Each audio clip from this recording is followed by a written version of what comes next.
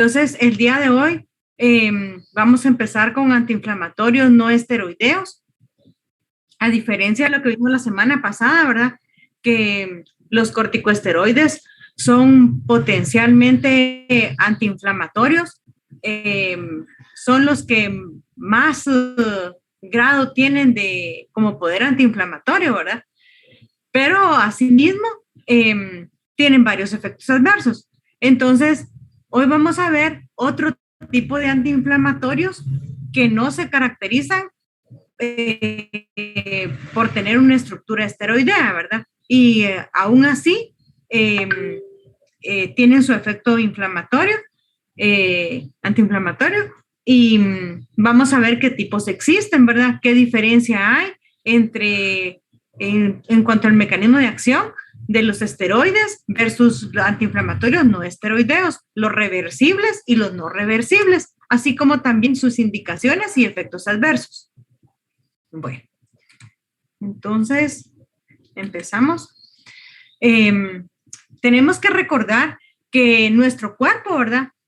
Tiene ácidos grasos y a través de una enzima como es la fosfolipasa A2, los ácidos grasos de la membrana celular, como el ácido araquidónico, por ejemplo, se convierte en prostaglandinas o en leucotrienos, ¿verdad? Siendo sustrato, por ejemplo, de la ciclooxigenasa o de la sintasa de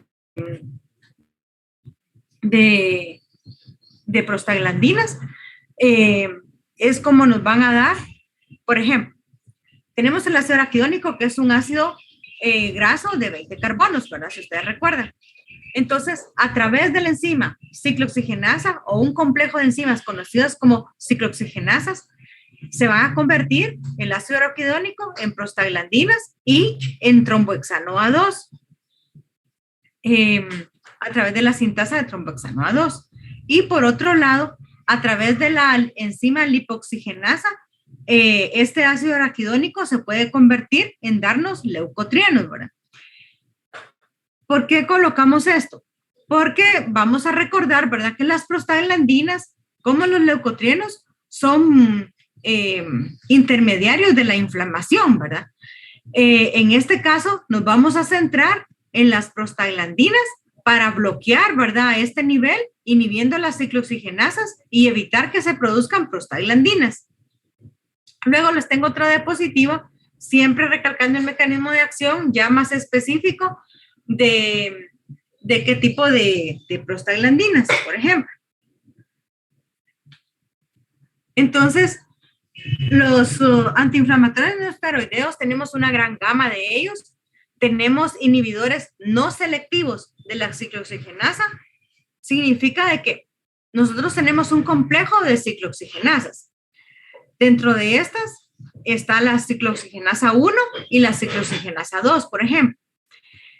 Tenemos medicamentos que no son selectivos. Quiere decir de que van a inhibir tanto la COX-1 como la COX-2, mientras que los que son selectivos, ¿verdad? Van a inhibir solo una de estas, básicamente la ciclooxigenasa 2. Entonces, dentro de los no selectivos, o sea, que inhiben las dos, ¿verdad? Tenemos los siguientes. Todos los derivados del ácido salicílico, ejemplo, ¿verdad? La aspirina o ácido acetil salicílico. Este tiene la característica que inhibe las ciclooxigenasas de una forma irreversible. Siempre estos derivados del ácido salicílico tenemos el salicilato de sodio, el trisalicilato de magnesio y colina, el salsalato, diflucinal, la sulfasalacina y la olsalacina. Luego tenemos otro grupo que son los derivados del paraminofenol. Los derivados del paraminofenol siempre van a ser inhibidores de la ciclooxigenasa no selectivos. Entonces, el prototipo es el acetaminofén, pero ustedes también han escuchado, ¿verdad? El paracetamol. El acetaminofén y el paracetamol, los dos entran en este mismo grupo, ¿sí? Tenemos otro grupo que son los indol y los ácidos indanacéticos. Dentro de estos tenemos la indometacina como un potente antiinflamatorio utilizado, por ejemplo, en la artritis reumatoidea. Y acá también tenemos el Sulindac, que es otro medicamento que pertenece a este grupo. Tenemos otro grupo, siempre inhibidores no selectivos de la ciclooxigenasa, como son los ácidos heteroarilacéticos. Dentro de estos tenemos el tolmetín, el diclofenaco y el ketorolaco. Yo siempre inicio de lo más general a lo más específico, ¿verdad? Entonces, esta clasificación no la tienen tal cual en el libro, ¿verdad? Sí existe, ¿verdad? Derivados del peraminofenol, los inhibidores selectivos y no selectivos, pero acá la clasificación que yo les traigo es más amplia, ¿verdad? Para que ustedes tengan un panorama más amplio y luego ir a lo específico. Tenemos los ácidos arilpropiónicos, dentro de los cuales podemos mencionar el ibuprofeno, el naproxeno, flurbiprofeno, ketoprofeno, fenoprofeno y la oxoprocina. Todos estos pertenecen por su estructura química, ¿verdad?, a ácidos arilpropiónicos. Tenemos otro grupo que son los ácidos antanílicos, dentro de los cuales están los fenamatos. Acá, este grupo pues ya no se utiliza hoy en día, ¿verdad? Luego vamos a ver por qué. Y acá pues teníamos el ácido mefanámico y el ácido meclofenámico. Resaltar de importante que acá, por ejemplo, en este grupo, yo les hice una estrellita aquí al diclofenaco. ¿Por qué? El diclofenaco, dentro de los que ustedes leyeron, es un inhibidor selectivo o no selectivo de las ciclooxigenasas.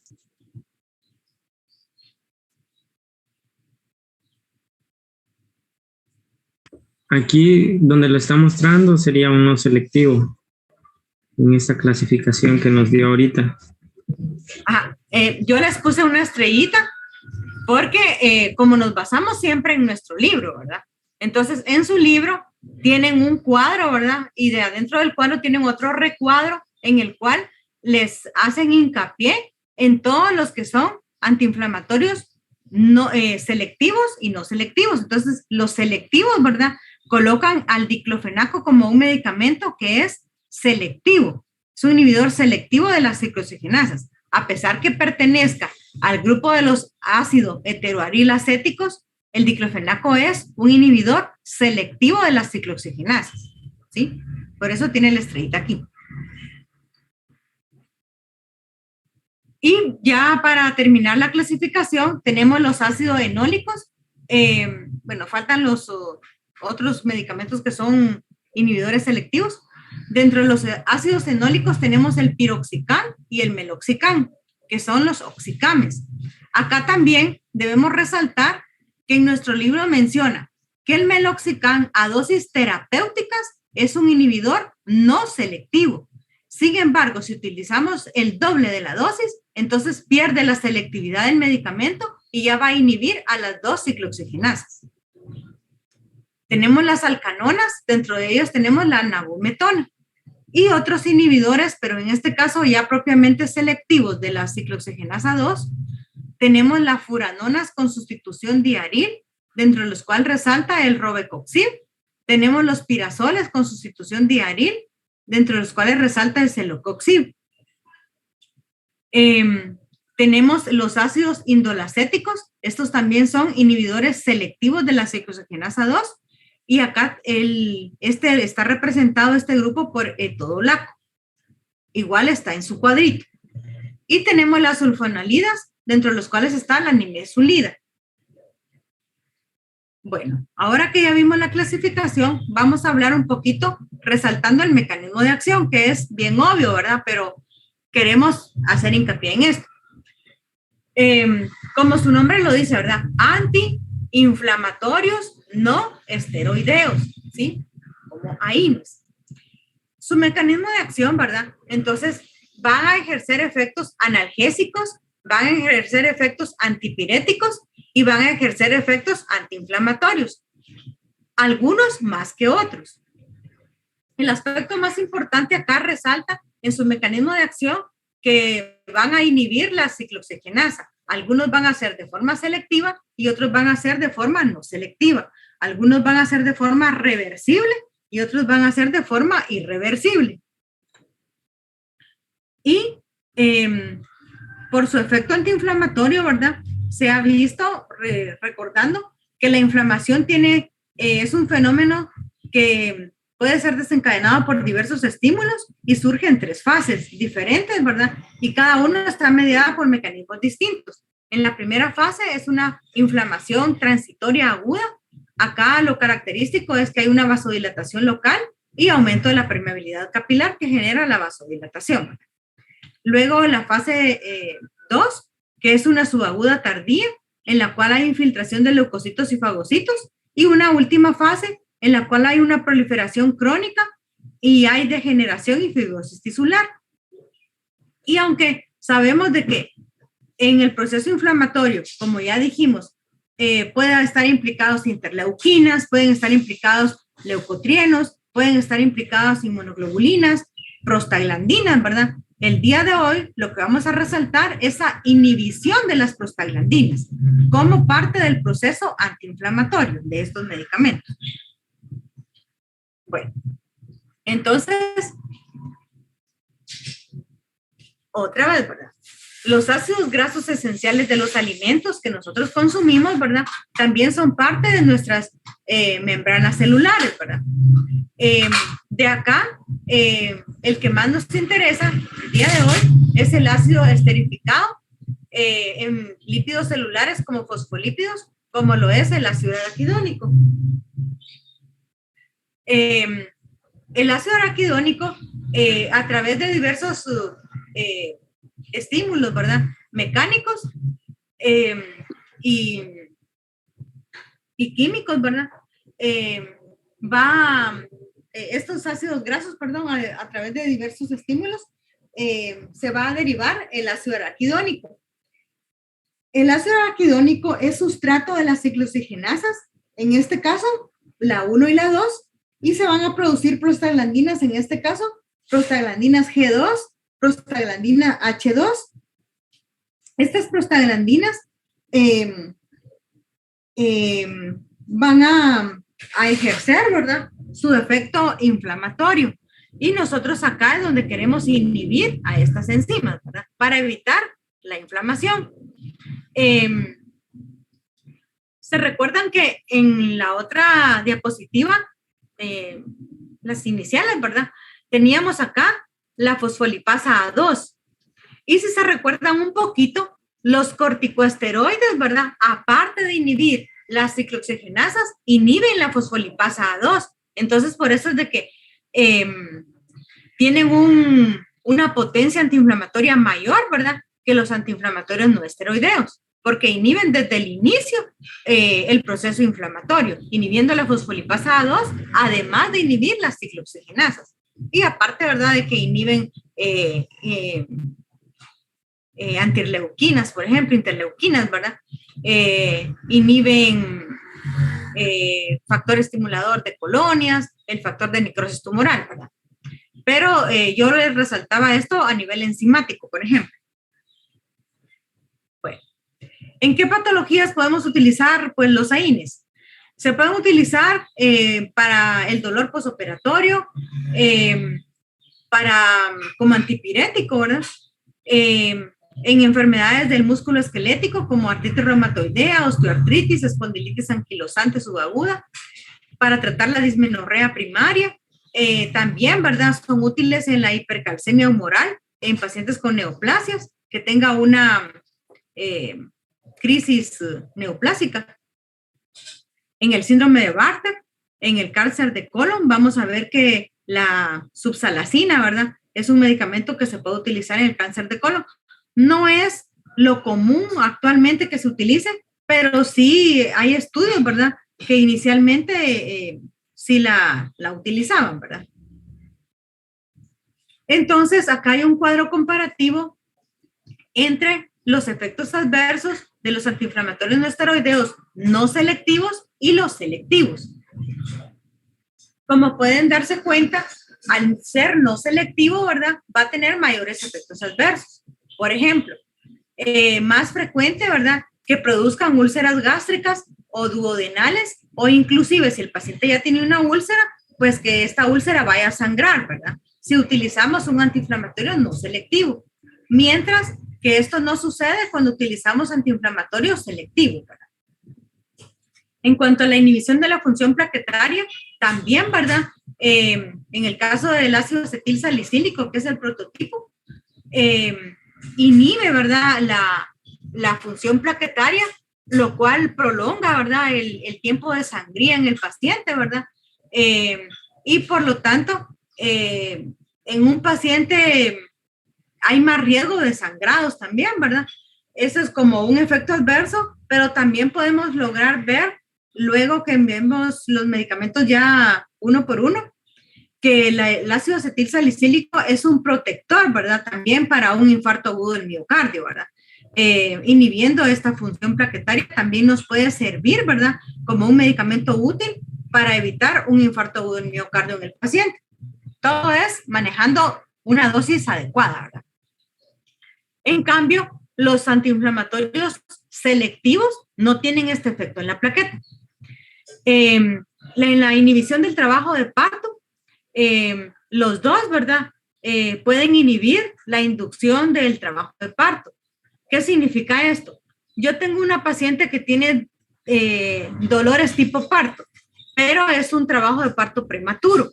Entonces, a esta paciente yo le puedo dar un antiinflamatorio no esteroideo, ya sea selectivo o no selectivo, que en este caso cualquiera de los dos va, si la dilatación que tenía la paciente es menor de 4 centímetros de diámetro, entonces sí va a inhibir este trabajo de parto, ¿verdad? Si es arriba de 4, está comprobado que ya no funciona, ¿verdad? En la alteración de la función renal, ambos pueden tener efectos, ¿verdad?, adversos en la función renal, por lo cual uno aconseja que el paciente esté bien hidratado, que no se utilicen antiinflamatorios si ya no se necesitan y que se monitorice la función renal, ¿verdad?, a través de una creatinina o el aclaramiento de creatinina. Y en cuanto a las reacciones de hipersensibilidad, ¿verdad?, reacciones alérgicas, es más frecuente con los antiinflamatorios no selectivos y menos frecuente o se desconoce con los selectivos, ¿sí? No quiere decir que no existan, ¿verdad? Se desconoce, pero puede haber algún paciente que sí le puede dar un efecto adverso.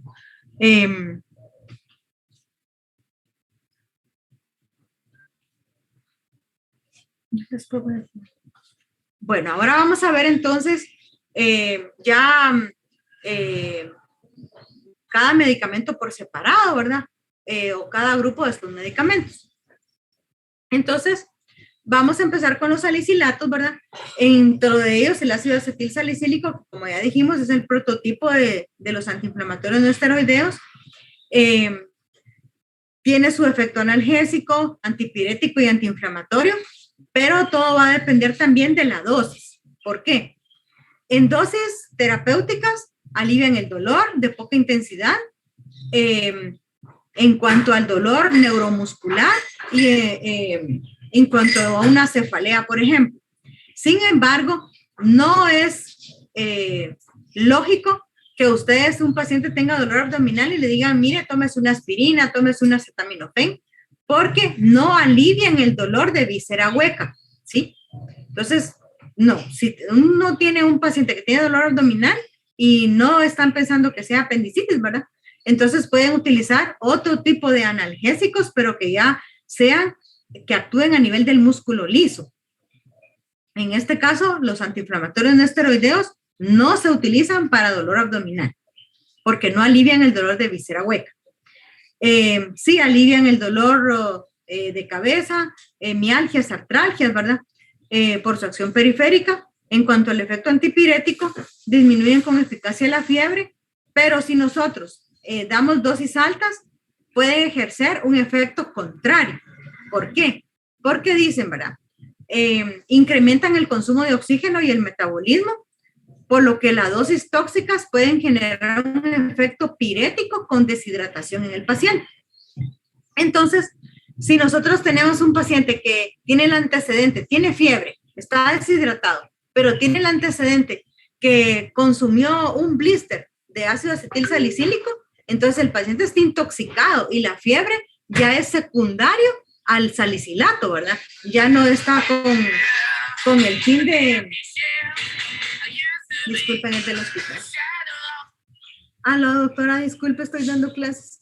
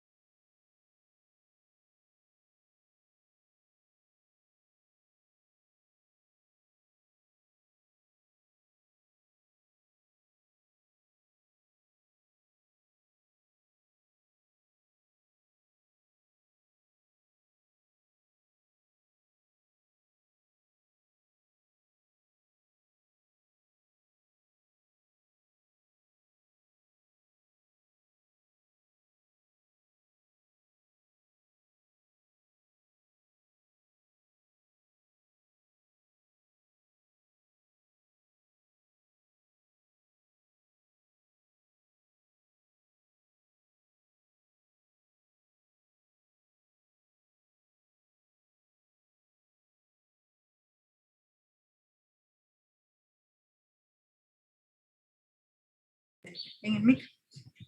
Disculpen, ¿no? Era del mismo niño que me atrasé por lo del catéter y 2 veces le agarré la arteria. Bueno, y el otro efecto que tiene es el efecto antiinflamatorio, ¿verdad? Ahorita yo les hice una revisión aparte del libro en la cual, ¿verdad? Me centré bastante en resaltar los salicilatos porque tienen que tener mucho cuidado con el ácido acetil salicílico, ¿verdad? A veces uno piensa, no, pero aspirina ya no utiliza la gente. La verdad es que no es cierto, ustedes. Todavía uno le dice, mire, ¿y qué le dio para la fiebre? Ah, una aspirinita. Y ahorita que tenemos todo lo de la gran carga de COVID, la otra ola, ¿verdad? Que inclusive yo, pues, la semana pasada, por si no lo sabían, estaba con COVID. Entonces, por favor, el ácido acetil salicílico está contraindicado en dengue, está contraindicado en influenza, está contraindicado en COVID, porque puede producir el síndrome de Reye, ¿verdad?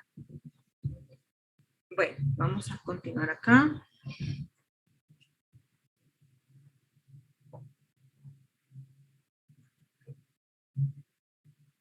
Dice Marlene que si la pueden volver a aceptar, porque la sacó el internet.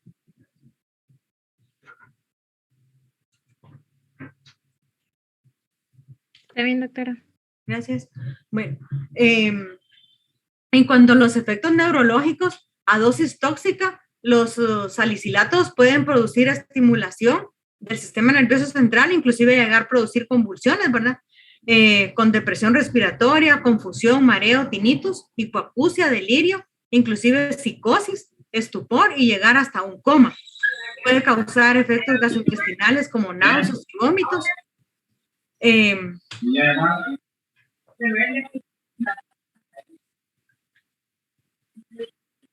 A nivel de la respiración, aumenta el consumo de oxígeno y aumenta CO2, por lo que aumenta la frecuencia respiratoria inicialmente, como una respiración de... Hay interferencias, ustedes, alguien tiene encendido su micrófono, creo. Bueno, entonces, inicialmente, nuestro cuerpo, ¿verdad? Para eliminar ese CO2 empieza a hiperventilar, ¿verdad?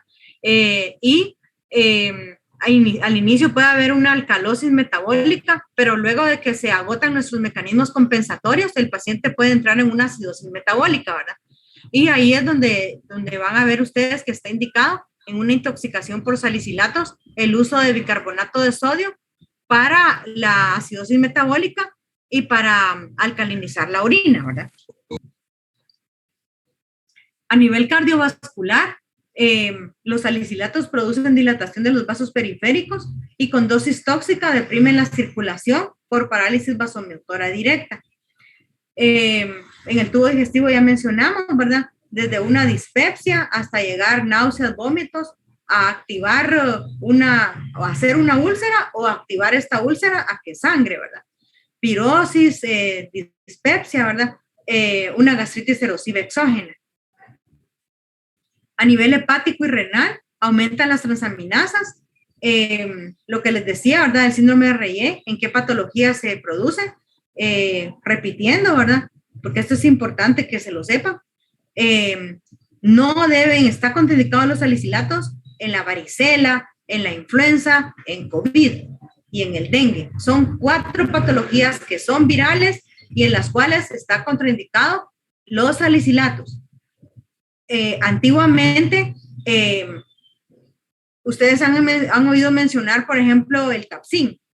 El Tapsin antes venía con ácido acetilsalicílico.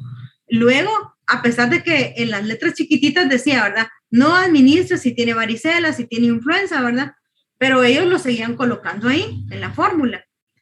Ya hace como unos 4 o 5 años, ya lo reformularon y ahora viene con acetaminofén. Entonces, pero siempre se comercializa la aspirinita, ¿verdad? Entonces, hay que resaltar esto para evitar el síndrome de Reye. Ustedes van a ver ahí todas las etapas del síndrome de Reye, ¿verdad? A nivel neurológico, ¿verdad? A nivel hepático y renal. Los salicilatos también, ¿verdad? Indicar que tienen su efecto uricosúrico. A dosis terapéuticas disminuyen la excreción de uratos al aumentando la concentración de ácido úrico en sangre, pero si nosotros damos dosis altas, entonces podemos producir lo contrario, ¿verdad? Un efecto uricosúrico. Y esto se debe, ¿verdad? A que como es ácido acetil salicílico. Entonces, ¿se recuerdan en los primeros capítulos de la farma? Todo lo que rige, ¿verdad? El movimiento de partículas, ¿verdad? En la farmacocinética, ¿verdad? Si es un ácido fuerte, ¿verdad? O es un ácido débil, ¿cómo es que nosotros podemos contrarrestarlo con una base para arrastrar, ¿verdad? A estos compuestos, ¿verdad? Y en este caso, excretarlo por la orina, ¿verdad? Que es lo que haríamos con el bicarbonato. Entonces, los salicilatos en dosis altas van a poner un efecto uricosúrico, ¿verdad? Siempre por ser un ácido, ¿verdad? A nivel de la sangre, los salicilatos prolongan el tiempo de hemorragia, disminuyendo las concentraciones de hierro plasmático y acortan la vida útil de los eritrocitos y de la plaqueta. ¿Cuánto es la vida media de la plaqueta?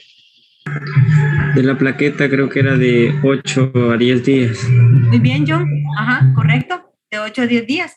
Entonces, acá, ¿verdad? Les traje un paciente que tiene aterosclerosis, tiene... perdón. Voy a ponerlo otra vez. Tiene un ateroma. El ateroma significa que son esta acumulación de colesterol, ¿verdad? Lo celeste, ¿sí? Va. Entonces, viene en este ateroma, vienen todas estas plaquetas, ¿verdad? Y se van a unir al ateroma, ¿verdad? Disminuyendo más la luz a nivel de ese vaso sanguíneo. Entonces, sin un tratamiento de ácido acetil salicílico, la plaqueta se une al ateroma, como pueden ver ahorita. Ay, digo pues. Ahí está. Y como ven, disminuye la luz del vaso. Y acá ya está el tratamiento con antiagregante, en este caso el ácido acetil salicílico. La plaqueta ya no se une, sino que pasa a la circulación, evitando que se disminuya más la luz a nivel de ese vaso, ¿verdad? Bueno, hoy sí. Doctora, una pregunta. Por ejemplo, se ha recomendado a veces en los comerciales que después de los 40 años empiecen a tomar aspirina del ácido acetil salicílico y tienen efecto antiplaquetario, pero también al inhibir las COX creo que era de manera irreversible y no selectivo, entonces eso tendría alguna repercusión sobre la mucosa gástrica o el desarrollo de alguna úlcera péptica. Si se utiliza mucho tiempo y con dosis altas, la persona se lo toma porque le dicen es bueno para el corazón. Ahí vamos a un punto bien importante. Lo que tú dijiste es con dosis altas. para inhibir la función plaquetaria no necesita dosis altas. Con dosis de 30 miligramos al día, la aspirinita en sí viene, la aspirinita como tal, viene, si no estoy mal, de 80 miligramos. La aspirina, así, aspirina, viene de 300 miligramos la pastilla. Y la cardioaspirina viene de 70 miligramos la pastillita. Entonces se ha demostrado que con dosis de 30 miligramos al día, nosotros ya inhibimos la función de la plaqueta y evitamos estas molestias gastrointestinales, en este caso con la cardioaspirina, porque la cardioaspirina tiene su protector, tiene su cubierta entérica para que no se absorba a nivel o se degrade a nivel del estómago, sino que sea a nivel del duodeno. Entonces, si nosotros utilizamos dosis altas, obviamente igual vamos a inhibir la función plaquetaria, pero corremos el riesgo de hemorragias gastrointestinales. Y si no, el paciente no tenía úlceras, pues de una gastritis erosiva exógena, ¿verdad? Entonces, lo recomendado es utilizar dosis terapéuticas bajas, en este caso, 80 miligramos al día, de 70 a 80 miligramos al día, que ahí vamos a disminuirle el efecto adverso y a generar este efecto protector que queremos en el paciente que tenga factores de riesgo. No se lo vamos a dar a todos, solo se lo vamos a dar si tiene factores de riesgo. Por ejemplo, que sea hipertenso, que tenga un síndrome metabólico o que ya haya tenido un infarto agudo del miocardio o una cardiopatía isquémica. Ahí es donde está indicado el recomendar la dosis de ácido acetil salicílico, pero en dosis bajas. ¿Sí? Gracias, doctora. Muy bien. Doctora, ¿Sí? Buenas tardes. Buenas tardes.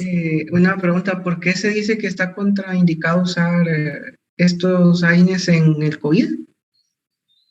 Porque por ser un virus, ¿verdad? El virus puede generar un efecto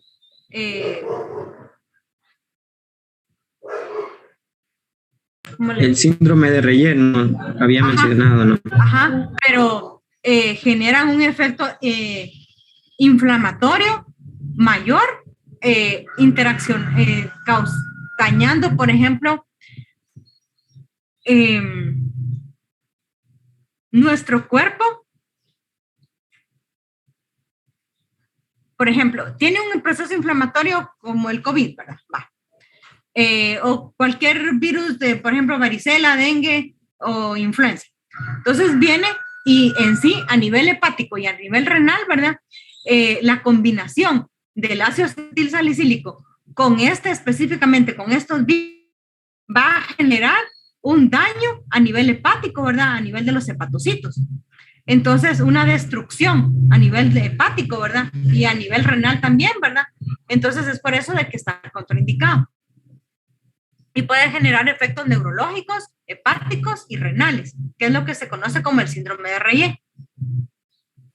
¿Y esto no podría influir, por ejemplo, como dice que inhibir la función plaquetaria? Por ejemplo, el COVID no podría influir en una hemorragia cerebral al inhibir esto. Por eso es de que tú no lo tenés que dar. Ajá, o sea, porque está contraindicado. Yo había, bueno, en la prensa, en estos días creo que salió un estudio que hicieron en donde decía de que las personas morían por trombos cerebrales porque los anticuerpos como que atacaban a las mismas arterias, entonces esto hacía que se obstruyeran y no corría sangre, entonces se formaba el trombo. Pero ahorita que usted mencionó eso, me puse a analizar que si eso se da por no utilizar un AINES o cosas así, entonces al utilizar AINES siempre va a haber como el daño por los anticuerpos, pero como no hay plaquetas hasta cierto punto que me ayuden a reparar ese daño, podría tener una hemorragia. Es que creo que está un poquito confundido aquí el término, porque ahorita ya entramos a salicilatos, ¿verdad? Tú me dijiste de los antiinflamatorios, ahí es muy generalizado el término, ¿verdad? Ahorita solo nos estamos entrando en los salicilatos, ¿verdad?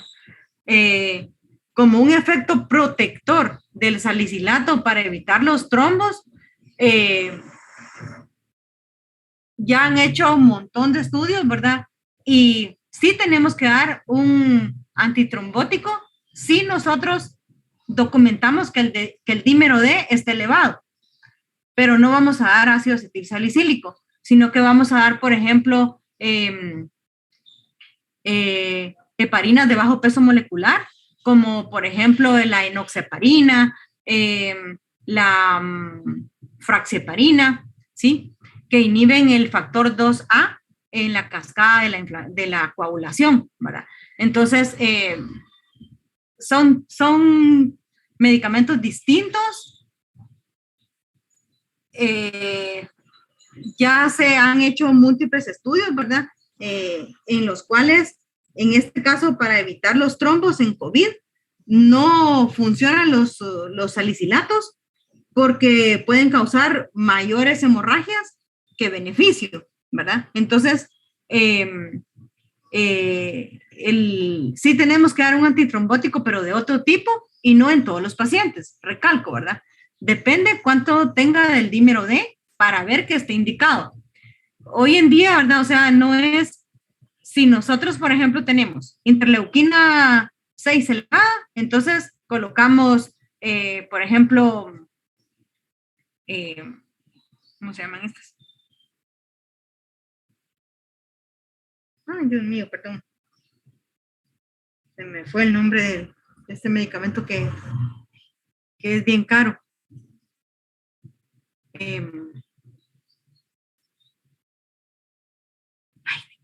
Perdón.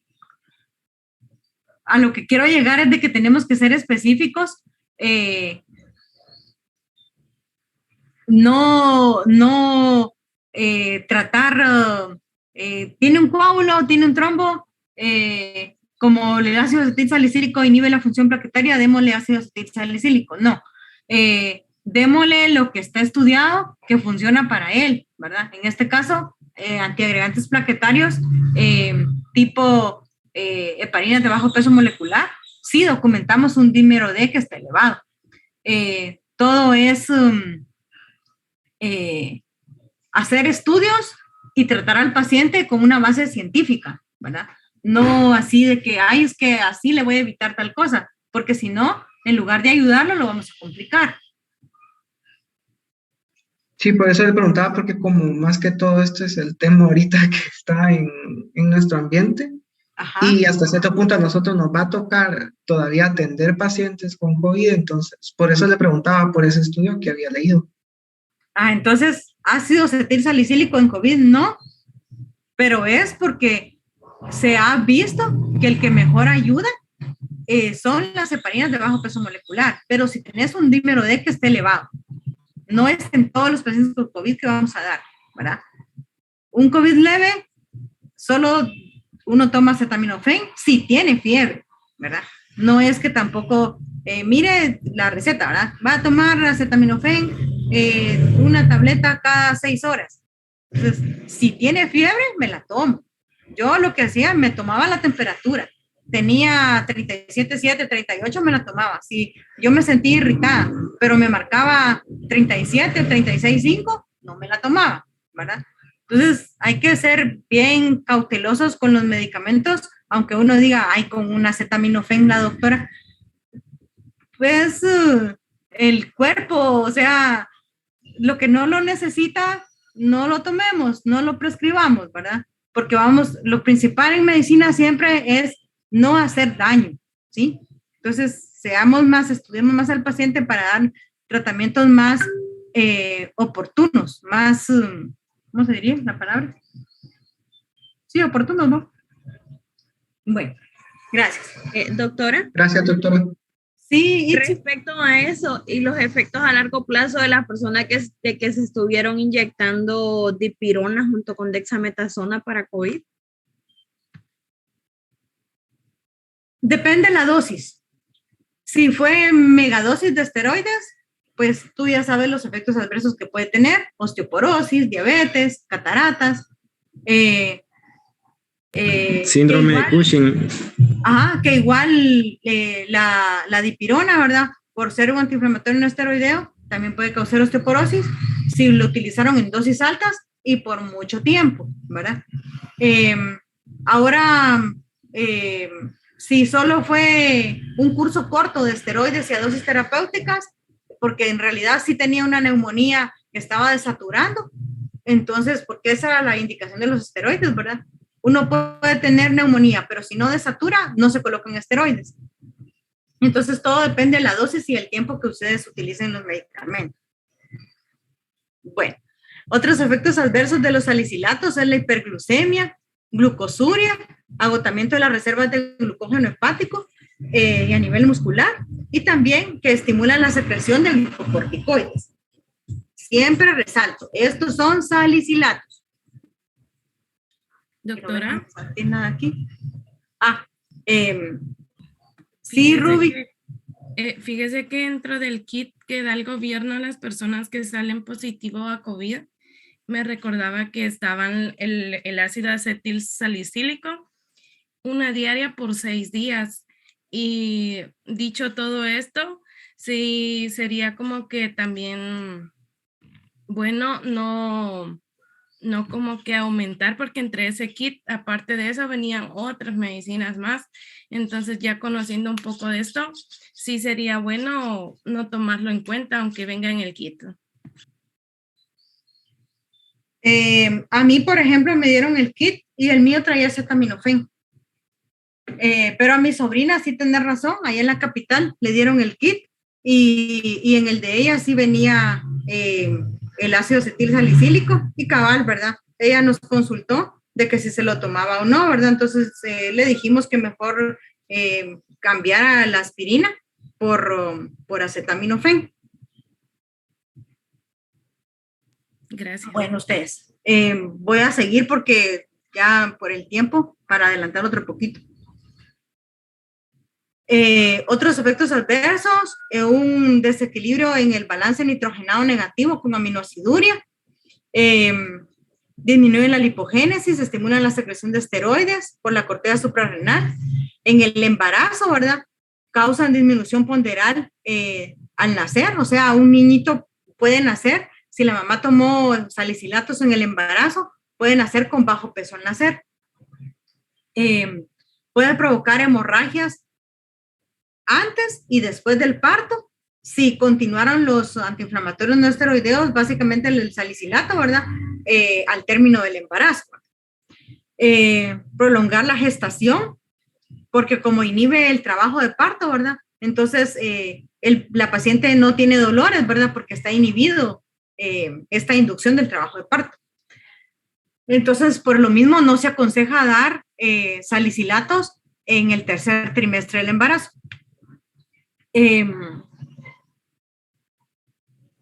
Lo que les decía, ¿verdad? No utilizar aspirina durante el tercer trimestre. A nivel de las mucosas, resaltar que el ácido acetil salicílico tiene un efecto queratolítico, ¿verdad? Por lo cual se puede utilizar en verrugas, en callos, también como combinación con un antimicótico y en la dermatitis eczematosa. Los salicilatos en sí tienen una buena absorción a nivel gástrico y a nivel del intestino delgado en el duodeno, ¿verdad? Por difusión pasiva y alcanzan concentraciones plasmáticas al cabo de 2 a 3 horas luego de ser administrados. Su distribución, el 90 al 95% en general de todos los antiinflamatorios no esteroideos se unen a las proteínas plasmáticas, en particular a la albúmina, ¿verdad? Se metabolizan en el retículo endoplásmico a nivel mitocondrial hepático, ¿verdad? Con vida media de 2 a 3 horas y se excretan por la orina en forma de ácido salicílico en este caso, en un 10%, ácido salicilúrico en 75%. Los productos de degradación no son, no tienen ya efecto como antiinflamatorios no esteroideos, ¿verdad? Entonces, esto no les voy a preguntar, ¿verdad? Cómo se van a excretar el ácido salicílico, porque pues no son fármacos en sí, sino que son productos de degradación ya sin efecto, ¿verdad? Aplicaciones, pues básicamente resaltar la dosis, puede ser de 325 miligramos con esta dosis se duplica el tiempo de sangrado en 4 a 7 días. O sea, es una dosis muy alta, ¿verdad? Podemos llegar hasta dosis de 650 miligramos cada 4 horas en los adultos y de 40 a 60 miligramos por kilo de peso en 4 a 6 fracciones en niños.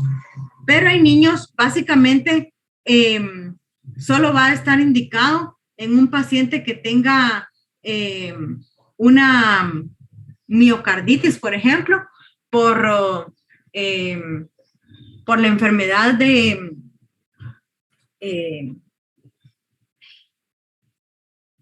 se llama Kawasaki. Una carditis por Kawasaki es la única indicación actualmente que tenemos de utilizar ácido acetil salicílico en niños. En la artritis reumatoidea la dosis puede ir desde 4 a 6 gramos al día, como ven, dosis bien altas, ¿verdad? En las arteriopatías coronarias y las trombosis venosas profundas, en el postoperatorio de 40 a 80 miligramos al día, pero hoy en día tenemos mejores opciones como las cefalinas de bajo peso molecular. En la preeclampsia se describen dosis de 60 hasta 100 miligramos al día, y en la enteropatía inflamatoria el salicilato que está indicado es la melasamina y la olsalacina por algunos gastroenterólogos, ¿verdad? La toxicidad es bien importante resaltar. De 10 a 30 gramos de aspirina puede causar la muerte en el adulto, y con 4.7 miligramos de salicilato de metilo puede causar la muerte en niños. La intoxicación crónica, o sea, el hecho de estar tomando aspirinitas todos los días, ¿verdad? O aspirinas, mejor dicho, aspirinas de las normales, ¿verdad? De 300 miligramos, causa una intoxicación crónica que se conoce como salicilismo. Este salicilismo, el paciente va a tener los siguientes síntomas: cefalea, mareos, tinnitus, dificultad para escuchar, visión borrosa, confusión mental, laxitud y somnolencia. También puede presentar sudoración, sed, hiperventilación, náuseas, vómitos, diarrea, y las formas más intensas del salicilismo pueden llegar hasta alteraciones del sistema nervioso central y alteraciones del equilibrio ácido-base e hipoglicemia. Entonces, recordemos de dónde viene la aspirina, ¿verdad? Perdón. Los primeros reportes de utilización de la aspirina como salicilato para la fiebre, ¿verdad?, es de la corteza del sauce, ¿verdad?, en 1763 por Edward Stone. Luego, ya con principios farmacológicos, se descubrió en 1826 a 1829, y la Bayer, en 1897 se acuñó el término de ácido acetil salicílico, y la Bayer en 1899 ya se adueñó, podemos decir así, ¿verdad?, de la sal, ¿verdad?, como tal, dándole el nombre de aspirina, cardioaspirina, ¿sí?, que es lo que conocemos a nivel mundial. Ellos tienen la patente, ¿verdad? Entonces, ninguna otra empresa puede poner aspirina en su nombre, ¿verdad?, porque ellos la patentaron desde 1899. Pueden colocar otro nombre del ácido acetil salicílico, pero no aspirina ni cardioaspirina. Bueno. Efectos adversos fueron reportados en 1950. En 1876 se utilizó ya para uso clínico, y en la actualidad, pues ya dijimos, se utiliza como antipirético, analgésico y antiinflamatorio.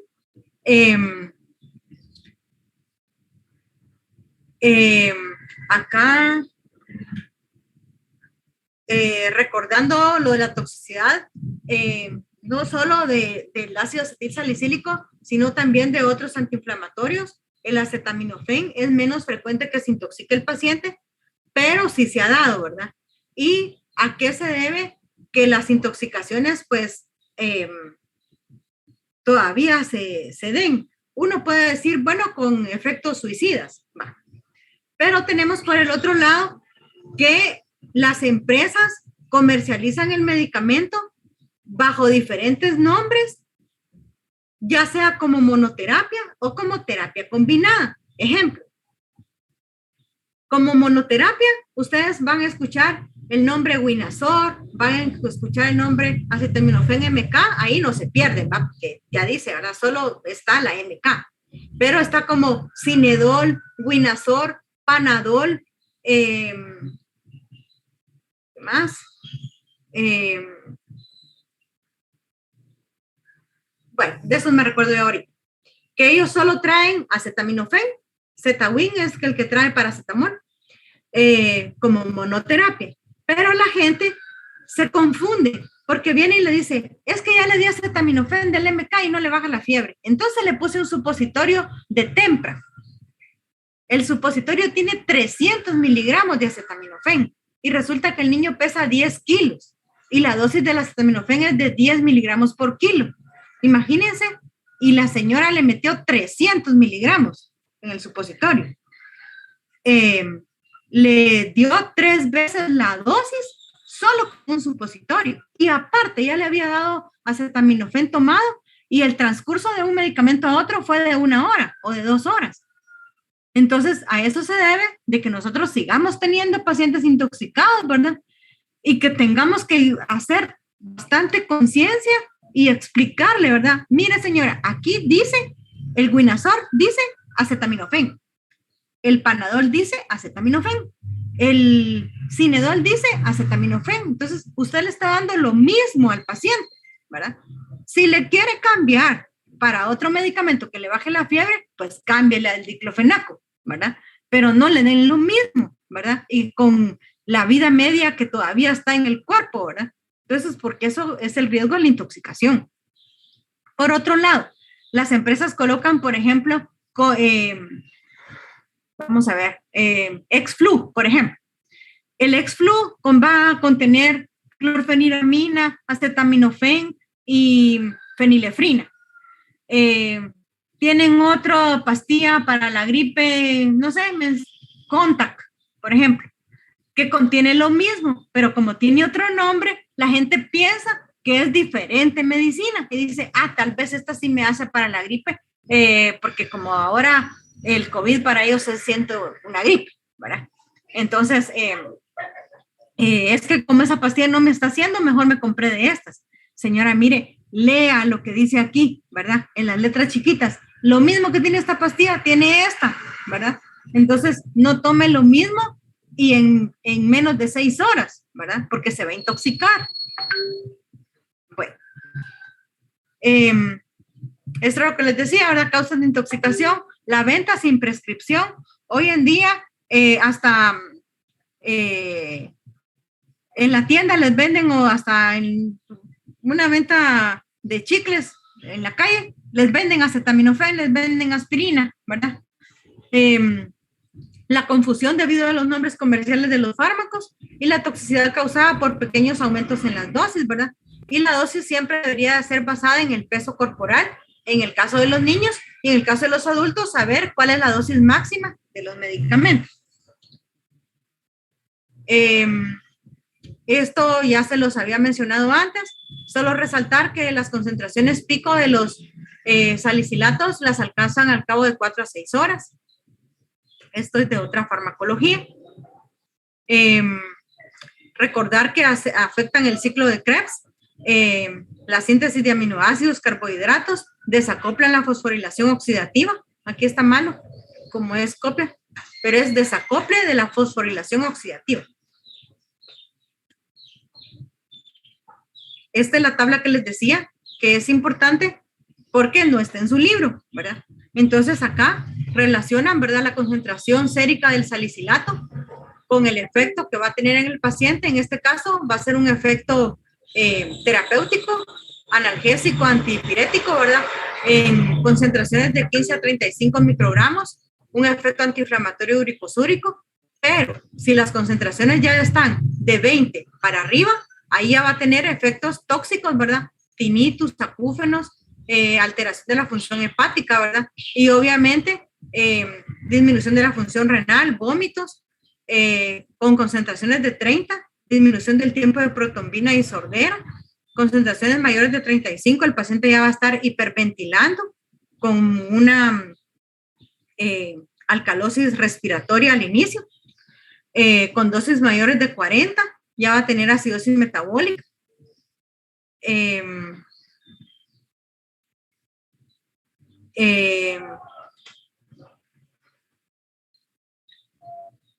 Esto es lo que les mencionaba del salicilismo, ¿verdad? Que es el nombre que se le da a la intoxicación crónica por el uso de salicilatos.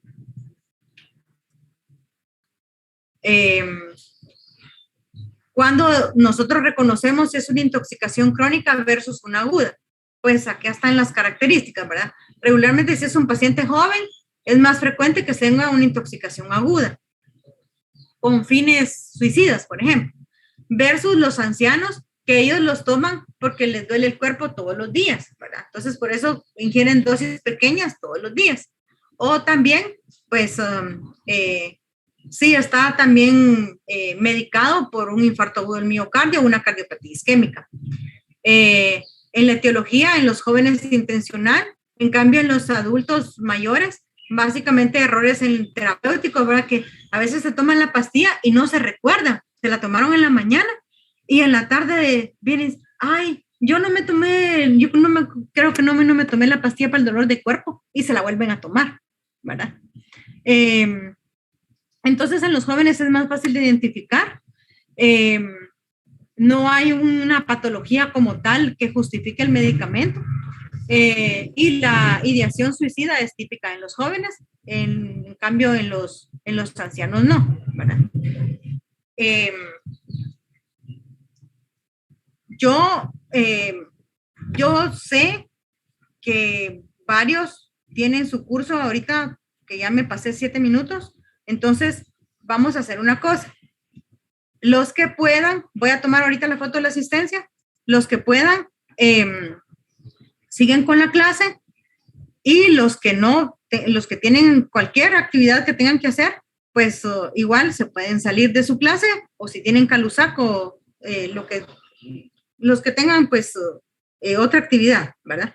Entonces, solo voy a tomar la foto y yo voy a continuar con los que puedan estar en la clase. Solo para tomar la foto.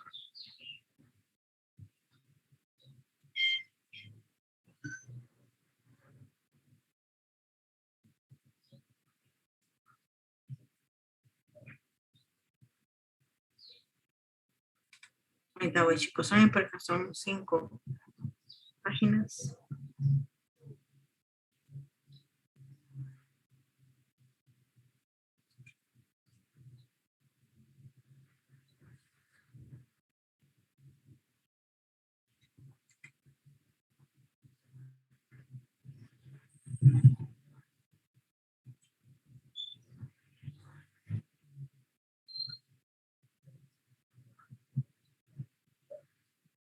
Bueno, ahí ya tomé la asistencia, entonces,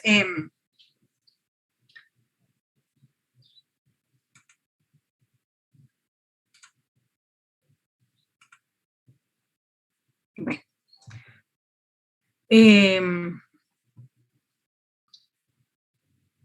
voy a seguir con esto, y sin pena, los que no puedan, se pueden salir, no hay pena.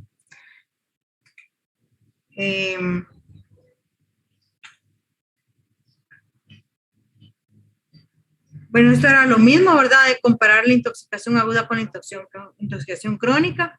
Lo que ya les había colocado de la intoxicación, ya por sistemas exactamente, a nivel de los heterocilios, ¿verdad? A nivel del oído. Puede causar sordera, ¿verdad? Una intoxicación por salicilatos.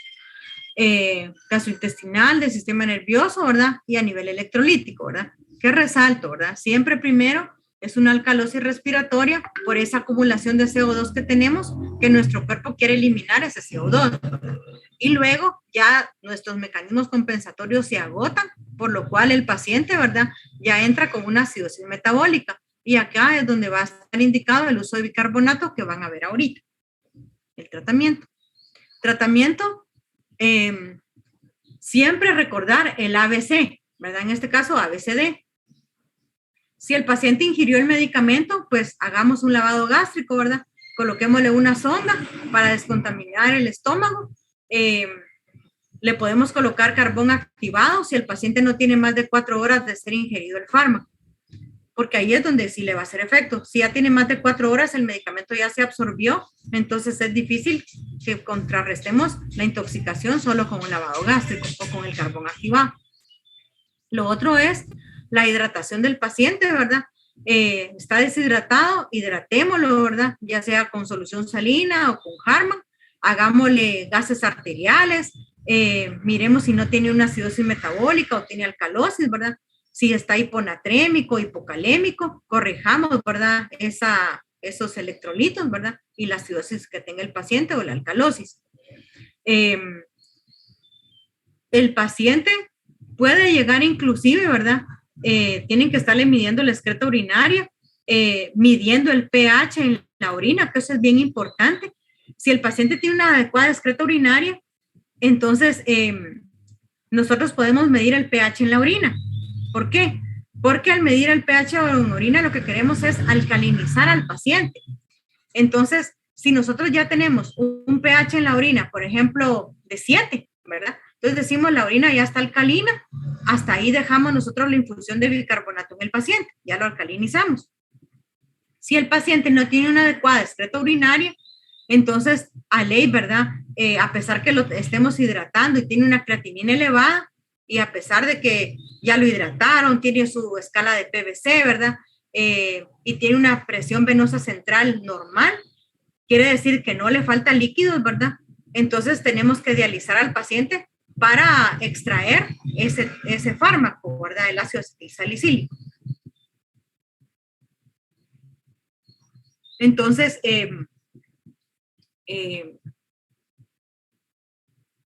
iniciamos, ¿verdad? La alcaluria, ¿verdad? Administramos bicarbonato hasta alcalinizar la orina a un pH de 7 a 7.5, ¿sí?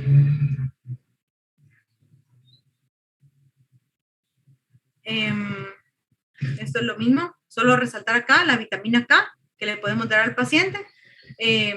Transfusiones, pues depende, ¿verdad? Cuánto tenga de hemoglobina el paciente. Ahora pasamos al acetaminofén. El acetaminofén, dijimos que era un derivado del paraminofenol. Es un fármaco eficaz como analgésico y como antipirético, pero tiene un efecto débil y antiinflamatorio. Entonces, si ustedes tienen un paciente que tenga una otitis media, una faringoamigdalitis, no sería oportuno dejar acetaminofén como un antiinflamatorio, sino que mejor utilizarían otro tipo, ¿verdad? Ya sea diclofenaco, ibuprofeno, ¿verdad? Ahora, si solo lo que quieren es nada más bajar la fiebre y aliviar el dolor, entonces sí, ¿verdad? Utilicen acetaminofén o utilicen paracetamol. Para que el acetaminofén haga un efecto antiinflamatorio, tenemos que llegar a dosis tóxicas casi, ¿verdad? Entonces, por eso es de que no lo utilizamos como antiinflamatorio. No produce alteraciones en el equilibrio ácido-base, a diferencia de la aspirina, no produce molestias gástricas, no hemorragias, ni afecta la excreción de ácido úrico. En un paciente que tenga dengue, varicela, COVID, ¿verdad? Entonces sería este medicamento el que utilizaríamos como antipirético y como analgésico. Se absorbe rápido a través del tubo digestivo, alcanza concentraciones plasmáticas al cabo de 30 a 60 minutos, vida media de 2 horas, tiene una unión variable de las proteínas plasmáticas y expresión renal. Y en cuanto a la dosis, quiero que por favor se graben esto, tómenle fotos si quieren, lo que quieran, ¿verdad? En el 2009, ¿verdad? La FDA publicó que debido a la toxicidad que han estado viendo, la hepatotoxicidad con el acetaminofén, las dosis recomendadas son las siguientes: 325 hasta 650 miligramos cada 4 a 6 horas, sin pasarnos de 2.600 miligramos al día, para evitar la hepatotoxicidad. Entonces, hay gente que dice, tómese 2 pastillas de 500 cada 6 horas. Si hacemos la cuenta, sería 1 gramo cada 6, serían 4 gramos en el día. Ahí nos estamos pasando ya de la dosis que recomienda la FDA. Entonces, le puede hacer el efecto al paciente de bajarle la fiebre, aliviar el dolor, pero le puede causar hepatotoxicidad. Aquí está Wii, ¿no? De él es como ellos también. Por vía rectal, la dosis de 650 miligramos, ¿verdad? Y la dosis en niños es de 10 miligramos por kilo de peso. A pesar que ustedes encuentren literaturas, protocolos del Ministerio de Salud, no sé en Honduras, ¿verdad? Sería bueno que si tienen acceso, alguien le pregunte, ¿verdad? Y lo compartan. Pero aquí en Guatemala, el Ministerio de Salud, a pesar de lo que publica la FDA, ellos siguen colocando 15 miligramos por kilo. Dice 10 a 15 miligramos por kilo. ¿Y qué hacen los doctores? Le ponen 15 miligramos por kilo. Y tienen un paciente que tiene, por ejemplo, un dengue con signos de alarma. Tienen las transaminasas elevadas. O si escucharon ahorita que disminuyeron los casos, pero la famosa hepatitis inespecífica, que no se atribuye ni a hepatitis A ni hepatitis B, sino que se ha visto como causante el adenovirus, ¿verdad? Entonces, lo mismo le va a bajar la fiebre los 10 miligramos por kilo que los 15 miligramos por kilo ustedes. Y entre menos hagamos daño en el paciente, es mejor. Entonces, tranquilos, denle 10 miligramos por kilo. Si no le bajó, no le va a bajar con 15. Utilicen entonces combinación con otro antipirético si quieren, ¿verdad? Pero no le den dosis de 15, por favor, ¿sí? La toxicidad también les puede causar efectos adversos. Yo en mi entrenamiento en la capital nunca vi un paciente que le diera alergia al acetaminofén, pero cabal en el primer año que llegué a Chiquimula, mi paciente de Zacapa, ¿verdad? Un niño, cabal le daba rash maculopapular, el acetaminofén. Y entonces aprendí, ¿verdad? La lección, ¿verdad? Que cualquier medicamento me puede dar efectos adversos, ¿verdad? Y yo le creí a la señora, ¿verdad? Y entonces en él no utilizaba por nada del mundo acetaminofén ni paracetamol, ¿verdad? Era alérgico, ¿sí? Y toda la vida iba a ser alérgico a eso, ¿verdad? Utilizaba ya otros AINES. Otros efectos adversos, la necrosis hepática que les decía, ¿verdad? Que tener mucho cuidado. Necrosis tubular renal, si el paciente está deshidratado y le damos mucho acetaminofén, también le podemos provocar una nefritis al paciente, ¿verdad? El coma hipoglicémico. ¿Y cuál sería el antídoto para la intoxicación por acetaminofén? N-acetilcisteína, creo, ¿no? Muy bien, John.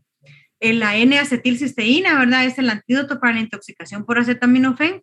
Hacemos un nomograma, hacemos concentraciones séricas del ácido del paracetamol y si están arriba en el nomograma, ¿verdad? Entonces le colocamos la N-acetilcisteína. Inclusive en los programas estos de sala de urgencias y todo, van a ver, no me recuerdo en qué capítulo, pero sí está que le colocan la N-acetilcisteína al paciente. Y eso sí es accesible, sí tenemos en el mercado. Pasamos a la indometacina. Doctora, disculpe, buenas tardes. Buenas tardes, Diego. Fíjese, doctora, que Diego Aldana. No sé sí, si Diego. Ajá. Fíjese, doctora, que varias personas han escrito en un grupo que tenemos para ayuda de la directiva, que están preocupados porque la clase siguió y ellos no se pueden conectar ahorita porque tienen diferentes compromisos y nos pidieron que si se podía reagendar la clase para el siguiente horario. Muy bien. Entonces continuamos el miércoles con el resto de la clase. Gracias, doctora. Disculpe la interrupción. Bueno, de nada. Entonces que tengan feliz tarde.